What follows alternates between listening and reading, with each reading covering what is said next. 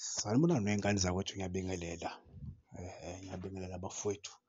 Hheyi, i-D_C ye-Kaizer Chiefs laphana yenza kahle kakhulu, iqhwakele iwina 51 point, ilandele i-Stellenbosch ena-50 point. And i-Kaizer Chiefs ibukeka yenza kahle kakhulu ngoba ina-one game in hand. Bafowethu, laba bafana laba bathwe sigodi i-team enkulu, baqede ukushaya iBhakaniya namhlanje ngo-1-0 la kukhore khona umfana ka-Fabian McCarthy okubizwa kuthiwa u-Eden McCarthy. Laba bafana laba bedlala kahle kakhulu ibhola elihle elinenkosi phakathi bafowethu, badlala ibhola elinenkosi phakathi. Uyabona, uma kuthiwa sithatha bona siwadlalisa ku-first team bekuyoba ngcono kakhulu, bekuyoba ngcono kakhulu. Under 23 we-Chiefs bafowethu unzima kakhulu, unzima kakhulu. Uyabona bana-five straight win, 5 straight win, okusho ukuthi kusele amagemu awu-9 ukuthi le league iphele lena.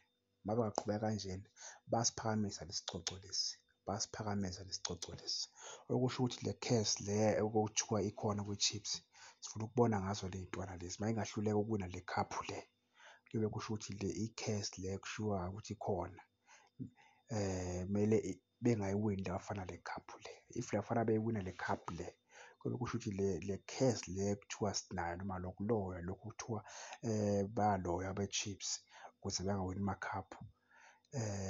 Uma behluleka la bafana ukuwina kube kusho ukuthi ikhona, kodwa uma beyiphakamisa la bafana le khaphu lena, le khaphu le, kube kusho ukuthi leyo nto ayikho leyo, kube kusho ukuthi leyo nto ayikho, kube kusho ukuthi la bafana laba abalaba phezulu kuba beyihlulekela bona laba abadala laba, yabo.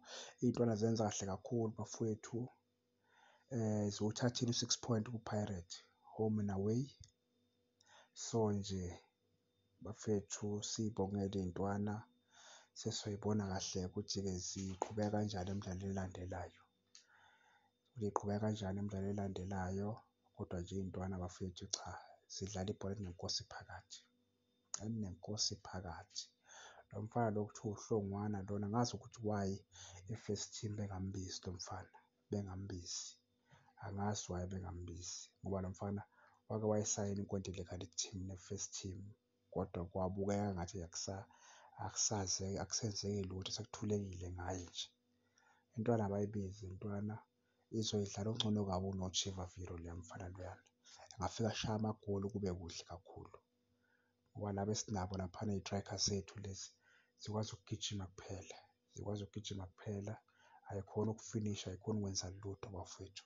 Siyacela-ke nje bafowethu ukuthi ley'ntwana lezi bengay'hlukumezi-ke njengoba ziyi-favourite yokuwina le khaphu le for the first time, ayikaze ziyiwine, kuzobe kuyaqala uma ziyiwina. So kusho ukuthi-ke abantu abadala baphezulu bathwele ugodo, bathwele ugodo olunzima kakhulu iy'ngane zakwethu, olunzima kakhulu. Ngibonge-ke ithuba iy'ngane zakwethu, nibe nobusuku obuhle.